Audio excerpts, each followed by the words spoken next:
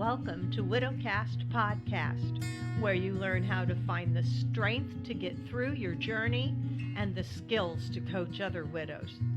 This is not your average grief group. This is your journey group.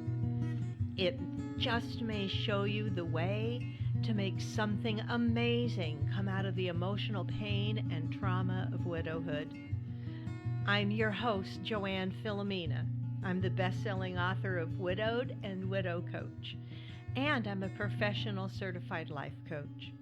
Let the healing and your personal journey begin.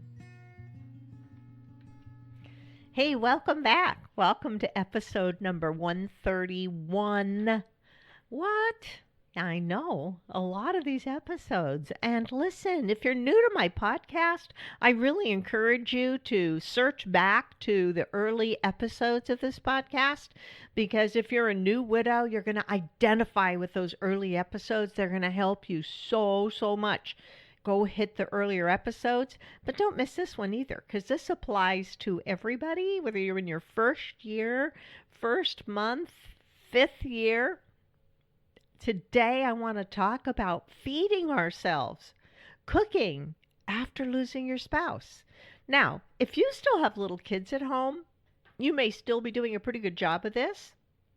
Then again, you might be feeding those little kids a lot of junk too, because you've lost any desire that you had to cook. I am reading so much about this, you all. I have a group on Facebook. If you're not there yet, go get in the group, for heaven's sakes. Search Widows Empowering Widows. This group is no joke, because it's not focused on everybody making each other sadder and sadder. You know what I mean? If you've hung out in Facebook groups or gone to support groups and found that to be the thing, I mean, I totally understand. For me, I found it so difficult to do that, to go be, I tried being part of a few widow groups early on before I was coaching, and it was just a downward spiral. So Widows Empowering Widows is all about lifting each other up and finding answers, and not just all of us in there being sad about all of the consequences of losing your spouse. And we know that there's many other losses that kind of go along with that. But instead of just feeling bad about them, we're finding ways to lift each other up. One of the ways is talking about getting empowered about feeding ourselves. Somebody posted in the group and mentioned how she used to love cooking for her spouse, right? And saying, I don't have a passion for it anymore, and I'm not sure when I ever will again. And there were so many responses talking about, it's not fun cooking or baking for yourself. I don't do it either. I can't even remember the last time I cooked a meal and one that tasted good. Cooking for one is not enjoyable. It's hard to cook for one. I haven't really cooked in years. I cooked almost every night when he was alive. The fun of cooking is gone. My diet is all junk now. I get it, you guys. And yeah, I went through that junk phase. It was more than a junk phase. It was worse than a junk phase. I was like an unsupervised child, because Jim had been one of the original patients of Dr. Atkins and worked closely with Dr. Atkins to control his blood sugar, because he was adult onset diabetic, and a brittle diabetic at that, meaning it was very hard to control his blood sugar. And he was so good about his diet and eating in a way that helped maintain his blood sugar. And so that's how I cooked for over 20 years. I was cooking to help control his blood sugar and try to make it as enjoyable and interesting as I could. But after he passed away, all of a sudden it was like, oh my God, I could have carbohydrates in the house again. And I also had fallen into that place of I really don't care, right? Like if I want strawberry cake and potato chips for dinner, that's what I'm going to have because I just really don't care. And that's what I was doing, you guys. It was like cake and ice cream and potato chips and um like I said, I was eating like an unsupervised child. If you could imagine an 8-year-old left to feed themselves, um, it would be like Pop Tarts all the time, right? But then I realized that, I kind of woke up a little from that fog and thought, I can't keep feeding myself this way. I'm gaining weight. It's not healthy. I'm putting my health at risk. And listen, as widows, our health is at risk already. There is a very, very high percentage out there, a high percentage of widows who receive a major diagnosis after losing their spouse. Our health takes a hit. It's the shock of losing our spouse, it's the stress of losing our spouse. So it's like more important than ever that you feed your body well. Instead, I was reading so many thoughts about cooking for yourself that were all sad and defeating. It's like after all those years of cooking, maybe for your kids and cooking to please your husband, and now you're just over it and you have no motivation because pleasing your husband with what you made for dinner was your previous motivation. But listen to me, this is the time that you get to remember what it is that you love to eat. Begin to explore. Maybe even discover new things that you really adore, right?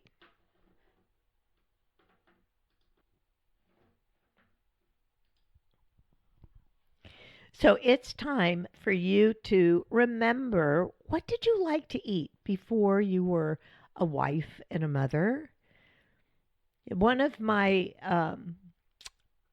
members in Widows Empowering Widows, she talked about the fact that cooking for herself was easy after her husband passed away. I was like, what? Easy? And here's the thing, she loves seafood, and her husband hated it. So she never cooked fish or seafood when he was alive. And it was like all of a sudden she realized she had the freedom to have seafood anytime she wanted to. So she was often running out to the stores looking for beautiful fresh seafood to fix for herself. And that is the start of it. When you get to explore yourself, in so many ways after your spouse passes away. You are free to listen to the music you want, to watch the TV you want, to get up when you want, unless you have a job that you have to show up for, go to bed when you want, all those things. You're also free to eat and cook the things that you really loved. So let's start taking care of our health. And this is both taking care of your mental health and your physical health. And no, you're not crazy. I'm not saying widows are crazy and have to take care of their mental health. Everyone needs to consider their mental health, just like going to the gym for your body, widowed or not. I think our country is in a mental health crisis right now. And it's not just the crisis of not taking care of people with mental health diagnoses, it's the crisis of not taking care of mental health to begin with so that people can get to the extreme. So, heck, let's start talking about cooking for one. I know most of my podcasts, I'm talking to you about your thinking and how you're feeling and how your thoughts create everything around you. It applies here too. What are you telling yourself about cooking for yourself? What are you telling yourself about eating now that your spouse is gone? Take a look at that because that could be killing your motivation. If you're telling yourself it's hard to cook for one, it's not going to be enjoyable, why bother? Why bother is like one of the biggest downer thoughts out there. right? Why bother undermines everything. I promise you. I discovered when I was coaching weight loss and stop overeating for permanent weight loss. That's how I started out as a life coach. And I discovered that probably the most damaging thought my clients could have was why bother? So, cooking, for one, starts with attitude, as everything does, right? So, if you want to whinge on about how lonely it feels and you have no motivation to feed yourself, you are welcome to do so. Really, I'm not saying you can't, but I do believe there's a better plan. I really do.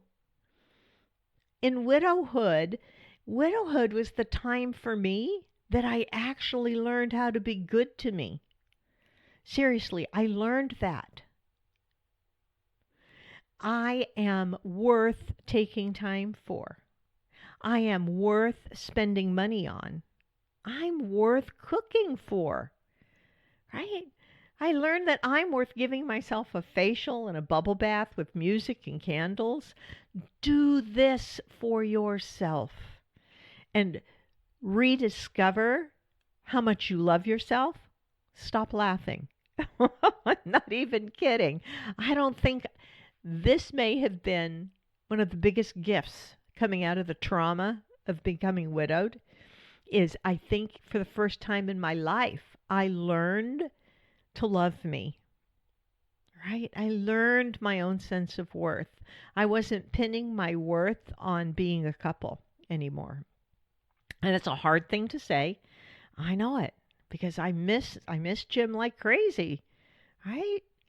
But I found my own worth. So now, about those meals. And this is one of the one-offs where you will find me. I call it coaching from the A line. If you have listened to me and you know that self-coaching model, and I'm always teaching my coaches, don't go down and coach the A line because everything starts with your thinking. Okay, we've talked about your thinking. Let's get down on the A line. Let's talk about those meals. You can totally do prepared individual meals from the store. Okay. And I do resort to that often when I'm too bushed to start chopping and sauteing if it's been a long day and I want to grab something easy. Fortunately, the grocery in my new town has some amazing and healthy prepared individual meals that only need heating. But these should not be the mainstay of your meals because nothing is going to make your body feel better than wholesome homemade food. Really. And what can make it fun and interesting again? Well, I posted in the group on Facebook, Widows Empowering Widows. I posted a picture of a breakfast I had made for myself not too long ago that was just a poached egg, a peeled, what are those little oranges? Mandarin orange, or sultana. I think it's a sultana if you are in England, and some sliced avocado on a plate. Just those three things with a really good cup of coffee and a beautiful cappuccino cup sitting at my little table with some roses on the table. Everybody said, "Oh, that looks so beautiful and inviting." Yeah, make your food beautiful and inviting. Why not? Even if it's just you, sit down at the table with a placemat and a napkin, right? Make it a nice experience, even if all you did was poach an egg. Yeah? So that's the start right there. Another thing that was mentioned, though, was many of the widows that responded who are cooking for themselves now, they mentioned new appliances that they loved. And I totally went, yes, that's it. Because every time I get a new gadget, I'm like, let me get in the kitchen with this.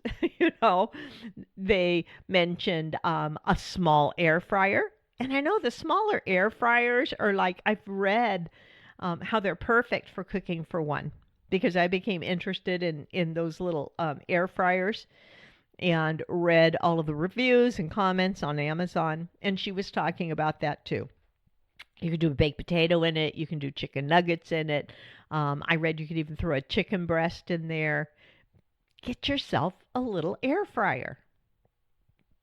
If that appeals to you, get that and play with it. Another thing that was mentioned a lot was Instapot. Now, as most of you know, I just moved into a new house in Texas. Love the house. And my daughter had talked last year about her new Instapot and how much she loved it. And I said, I'm not buying anything like that because I know I'm moving to Texas and I don't want to buy it here and then have to move it across the country. Good plan, right? Well, once I was in my house, she sent me a housewarming gift of a beautiful Instapot. At the time it was delivered, I was sitting here with 200 boxes to unpack, and I was like, oh, good, thank you, honey, another box. What an ungrateful mom. I wasn't totally that ungrateful, but that's the truth. It got set aside for a while because I didn't even have dishes unpacked yet. Once I got the kitchen unpacked, though, I began like eyeing that Instapot box sitting in my pantry and decided I'm going to pull it out and give it a try. And it was wonderful to use. It was fun to learn. It was a little scary because it's a pressure cooker. I'm not a pressure cooker babe, but now I am. I love my Instapot. So think about what you might like to try that's different, that will inspire you. A little while ago, I bought a juicer. Some months back, maybe a year ago. I think it was last summer. I bought a juicer because I really got into doing juices, juice combinations, and smoothies to do some super healthy stuff. You can make them super healthy and super tasty, right? The juices are all really pretty nice. You know, I'd have veggies in there, but I also could throw in some apple and some other things to make it really kind of sweeten up and taste nice and drink that. And I found there were certain things that if I drank as a smoothie or as juice, would actually energize me, like really energize me. Kale, if I eat kale late in the day, it'll keep me up. I'm not kidding. So maybe it's a juicer, right? Maybe it's a making smoothies. Get yourself a little ninja blender thing to make smoothies with. What is going to inspire you? Think about that. That is a good start. A couple people mentioned services like Blue Apron and HelloFresh, and I did about towards the end of my first year, I think, I tried Blue Apron, and it really enjoyed that for a while. It's a meal service where they will ship several meals to you that are all the ingredients are already like pre-measured and ready to go, so that all you have to do is take the recipe card and put it all together and cook it. HelloFresh may even be simpler. When I was doing Blue Apron, you can set it so that it's meals for two. They don't do meals for one, but you can do meals for two. And I found with those meals for two, I would get to eat one and put one away in the fridge to reheat the next day for lunch or the next evening. Some of those recipes I was getting 3 meals out of. So, it made it worthwhile and it was inspiring. The Blue Apron meals at that time were a little more complicated on the cooking side, and I finally kind of got tired of that. I don't know how HelloFresh is. I know there are other services. If you Google meal services, you'll find lots of them out there if you wanted to try one, and it kind of saves you from having to deal with grocery shopping. I know one of my certified widow coaches said she's been doing HelloFresh and she loves it. It keeps her from having too much food in the refrigerator or throwing away extras, and she doesn't have to grocery shop, which she doesn't like. So she just has HelloFresh deliver. The nice thing about being on your own is that the pressure is off to prepare meals constantly, right? The pressure's off. It's just you. I do have times that I just want to grab something and not cook, and I don't have to worry about it, right? I've had evenings where I just want to snack on a little fruit and crackers, and that's it. Being on my own means I have total freedom around when and what I want to eat. If I'm hungry at 3:30, I go ahead and start making dinner. Sound crazy? Why not? So, and now let's get really practical. I'm going to share a few lifesavers that I love and some ideas that were shared with me by other widows in Widows Empowering Widows on that thread. Maybe my top go-to is eggs. It's a quick meal and it's easy to make yourself an omelet. What I like to do is I like to take a handful of asparagus spears, some baby spinach, and eggs. And in a small pan, I just break up the asparagus spears roughly into 2-inch pieces, saute it in a little soil with salt and pepper in the small frying pan. And just as the asparagus softens and starts getting nice the way I like it, I toss in a big handful of baby spinach to wilt in with it. While the asparagus is cooking, I break a couple of eggs in a large measuring cup and I whisk them with salt and pepper, and I like to put a little bit of tarragon in there because I love tarragon. If you don't like tarragon, you can try a little oregano or a little thyme in your eggs. But the tarragon works really well with the asparagus. And then I whisk those up so that once the asparagus is cooked and the spinach is wilted, you can push them to one side in the pan and pour your eggs in to start scrambling. And as the eggs begin to congeal and cook, begin mixing them more and more over into the vegetables so it all gets combined together. It is really good. It actually tastes elegant enough to have with a little glass of white wine. Seriously. And I'm like, why not? I love going and finding little splits of wine. Do you know what a split is? It's like a little miniature bottle of wine, a half bottle of wine, so that you don't have to open an entire bottle and waste most of it. I mean, that's the thing. When you are on your own, how often are you going to treat yourself to wine? Unless you're going to drink an entire bottle. That's not recommended. That's not recommended. But if you can find the little splits of wine, or sometimes even in the grocery, you can find a 4-pack of like 4 little bottles of red, 4 little bottles of white. And it's perfect to pour yourself a glass of wine with dinner and put the little split in the fridge and have a glass of wine the next evening, or just use the rest to cook with. Right? Other lifesaver recipes. I make white bean chicken chili. I make an entire pot of it. It keeps really well in the fridge, and I can even put some of it up in sealed freezer bags to keep longer and pull out for a quick lunch.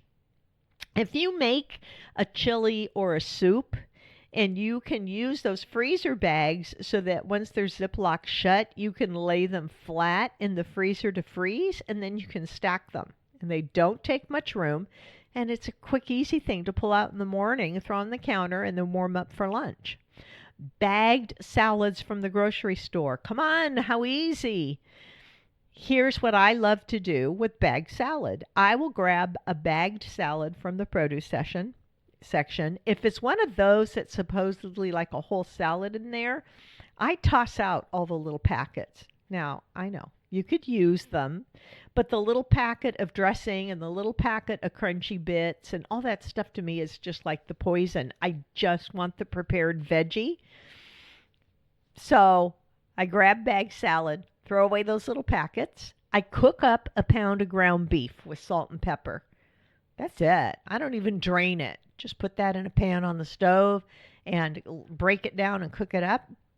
If you're not eating carbs at that meal, the fat that's in the beef is not going to have any carb molecules to latch onto and store on your body, right? I learned that from the late Dr. Atkins himself. So I cook up a pound of ground beef. Then I put the bagged salad in a bowl, sometimes just half of it if it's a big bag salad, and I toss in 1/4 of the meat and juices. So it's like a 1/4 pound of meat and juices, and just toss that together with the greens. Doesn't need salad dressing because the juice from the meat really serves as that. Actually, it sounds really plain and uninteresting, It's really good. It's really good. And then the rest of the meat I can store divided up in 3 containers for 3 more lunches, right? Each container having a 1/4 pound of beef in it. Whether I'm going to warm that up and toss it with more salad, or if it's something that I want to maybe throw into a little sauce and cook with something else, makes it very easy. One of the widows in the group talked about sheet pan meals, which is something I didn't think of. And what a great idea. She said you can take out a sheet pan, like a cookie sheet, throw down a chicken breast on one side of the pan and veggies of your choice on the other, season it all up. You can even try using a packet of taco seasoning or a packet of Italian seasoning to change things up. You get the idea. And you just throw it in and bake it at 350 for 30 minutes. So easy. And roasted vegetables are the best. I love roasted vegetables. She suggested you could even do it with salmon or shrimp, but if you do, I would start roasting the veggies first for a while and then add the fish after the vegetables have started, because fish does not take 30 minutes to cook.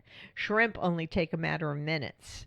So you don't want to overcook those, but what a great idea. Just throw everything on a sheet pan, throw it in the oven.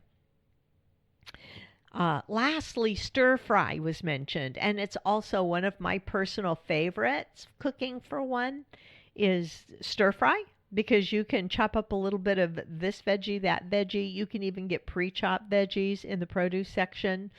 All you need is a little sliced chicken breast or a little sliced beef and one small frying pan, and you can make beautiful stir fry for your dinner in just a matter of minutes. If you're feeling really on top of your game, you can put a little rice on to cook at the same time. And I love doing that.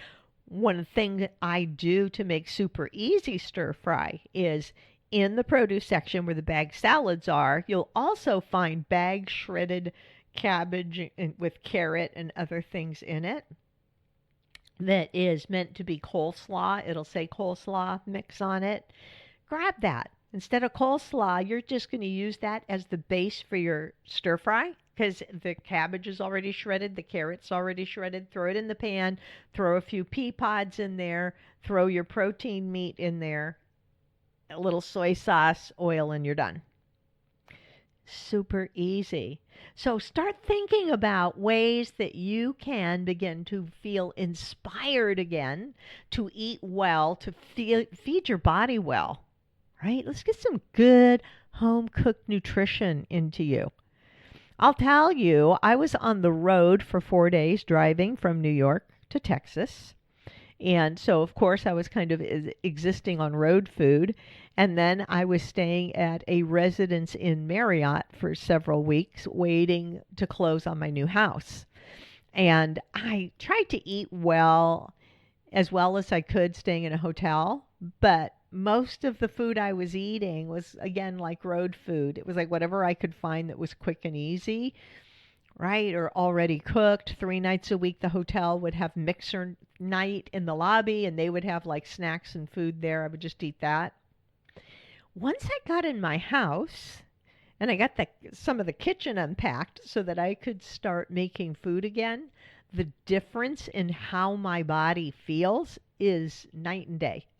You put some good, nutritious, home-cooked meal in your body, you're suddenly going to feel better. Like mentally feel better, physically feel better, you're going to sleep better. Do this for yourself. Do this for yourself. And share with us. You can email me and tell me what your quick go-to meal is. I would love to hear about it. You can reach me at Joann, Joann, at JoannTheLifeCoach.com. You can email me for anything. If you are wanting to know more about Widow Coach certification, email me. If you want to know more about the membership, the subscription membership group I have online, which is widowcoachingcenter.com, you can email me about that. Email me about the podcast. I get wonderful emails from you guys sometimes. They touch me so much. When I get emails saying, I found your podcast, it's helping me so much, I just tear up because that was my entire motivation for putting this podcast out at the beginning. So I love that. You could also come to Facebook and look for Widows Empowering Widows. Click on join, and I will add you to the group unless your profile shows me absolutely nothing about you. Because I do look, you guys. I don't allow anybody who looks like it's a fake profile. I'm telling you, I get requests from a lot of male profiles that are fake profiles. They're just, looking to prey on widows, and I delete them. But if you come and click join, you can even email me. Say, Joann, please let me in the group. I'm real. I won't believe you.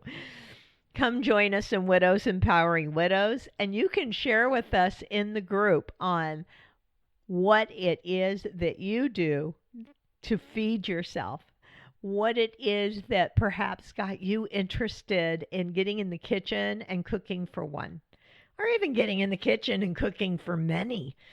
I love watching. Oh, wait, I have to clear my throat. I'm getting all choked up, you guys, talking. So I'm going to pause.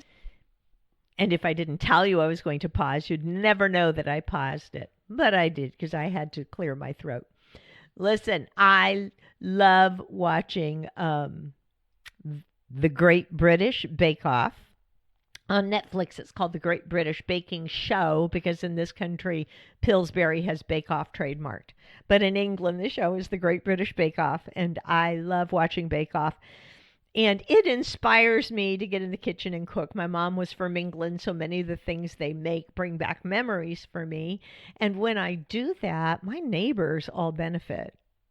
I'm telling you, you want to connect better with your neighbors, go bake up a bunch of tea cakes and take all the extras over to your neighbors. They will be ever grateful and blown away. And if they watch Bake Off, they'll actually know what a tea cake is. So So yeah, like you can get in the kitchen and bake cookies or bake muffins. Hey, listen, muffins freeze really well. If you bake muffins and have a muffin for yourself, put the rest in individual sandwich bags, toss them in your freezer, and you can get up in the morning and throw a muffin in the microwave for like 30 seconds. And it's defrosted and warm and wonderful. Right? Or share with neighbors. Why not? If you are really wanting bundt cake, make yourself a bundt cake. Freeze part of it and take slices to the neighbors. And the neighbors will start looking after you too. That's the way you get around that. Why don't people talk to me anymore since I've become widowed? Just go haunt them. Take them baked goods. What do you think, you guys? So, get in the kitchen this week. Find some joy in the kitchen this week. And I will talk to you again next week. Love you guys.